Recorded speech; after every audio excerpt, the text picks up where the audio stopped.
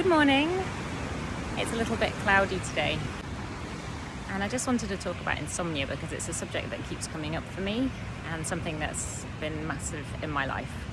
For a long time I had horrendous insomnia, and actually I had 2 mushroom journeys, healing ceremonies with a shaman, which shifted a lot of fear and anxiety for me. I used to have a huge amount of fear of the night and dark. And I'd lie in bed, and every noise I would be panicking, my heart would be racing, and I couldn't sleep. And I tried everything, the lenses, the no screen time, the no caffeine, and none of it worked because my nervous system was permanently on alert when I was lying in bed. I just could not settle, I couldn't relax. And yeah, I was taking medication, Zopiclone, and anything that you can think of, reishi. I tried the herbal stuff, the strong stuff, alcohol, everything in the past, and nothing helped my insomnia. And yeah, then I did these 2 mushroom journeys with a shaman. So it was not taking mushrooms to get high, it was taking them to heal, and with energy work as well. And he shifted some stuff. And since then, I've just felt so different, and I was able to sleep in a tent in the jungle. I'm able to sleep on my own.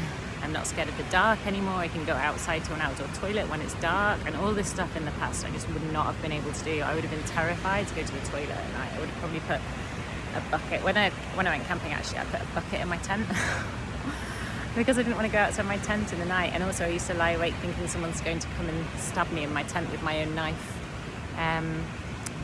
So I think my insomnia there was actually linked to a huge amount of fear and anxiety about night in the dark. And then recently, when my dad was ill, I found it really difficult to sleep again. And I think for me, and maybe this is controversial, that you can cut out caffeine, you can cut out screen time, you can wear coloured lenses.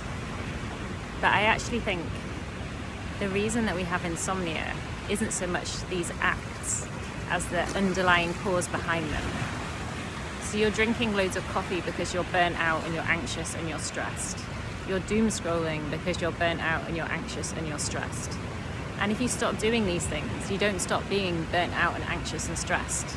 So unless you get to the root cause of why you're not sleeping, my personal opinion, based on purely my own experience and observation of other people and fair bit of knowledge about sleep, is I believe that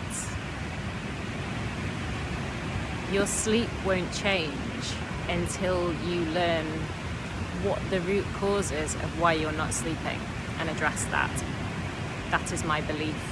And also I had sleep paralysis a few times recently, and that's also when I felt slightly unsafe. So when I've been in a room where I can't lock the door, so even though I've shifted a lot of my fear of night and the dark, if I can't lock the door, I feel quite vulnerable. And I had sleep paralysis a few times when I was sleeping somewhere where my door wouldn't lock. Once when I was in a caravan, and a couple of times recently somewhere else. And sleep paralysis, if you don't know, is where basically in a dream state, your body becomes paralyzed so that you don't act out your dreams, but your mind wakes up. So you wake up, but you can't move, and you can't speak, and you can't do anything. And quite often it's associated with a feeling of intrusion, so you feel like someone's in your room. And it's terrifying the first time it happens, but once you understand what it is, you can control your breathing and come back to your breath. The first couple of times I had it, I was trying to shout out, "Help, help," because I thought someone was coming in and trying to lift my mattress up and push me onto the floor. It was so strange. And I couldn't get any sound out. And then when it broke, suddenly I was like screaming really loudly. But again, I think all of these things are driven by our subconscious, and the lack of ability to sleep and sleep paralysis fall into the same sort of category, where you, for some reason, your nervous system doesn't feel safe and settled. And that can be, it doesn't mean actually that you're in a physical threat. It might be from past experience, from childhood, from all sorts of different things. It might be one thing that you watched years ago. It could be anything. But until you find the root cause of why you're not sleeping, you can take all the pills in the world and do all of the other things, and I believe that it won't work.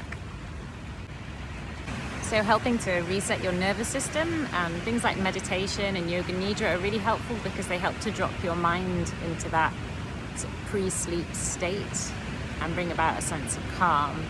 And having a busy mind isn't always related to doom scrolling. These are things that I believe, these kind of actions are what a lot of us do when we don't feel safe for some reason. Ooh, I've got a mosquito on my nose.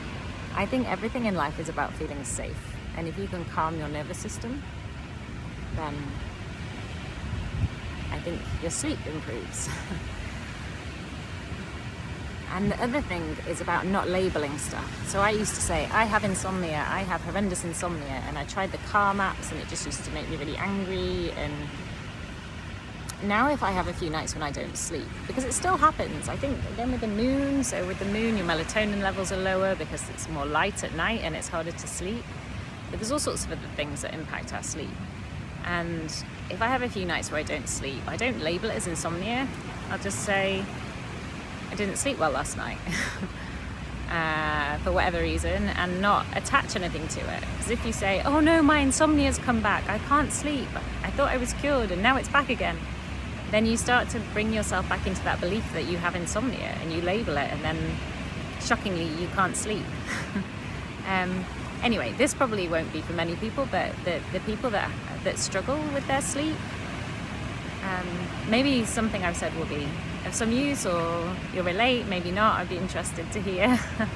Because it literally, for years of my life, I had 3 or 4 hours sleep a night. And when I first started living on my own, I had sleep paralysis a lot. But I just used to lie awake, terrified. And yeah, the energy healing and the work to kind of understand why I wasn't sleeping has revolutionized my life, changed my life. And that was still while I was doing a job that I found stressful and living a life that was stressful. So it's not just moving to be by the sea.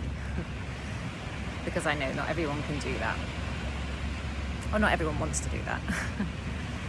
Not everyone has the same desires in life as me. I don't understand why. But anyway, I'm going to leave it at that. If you listen to any of this, thank you. And sweet dreams.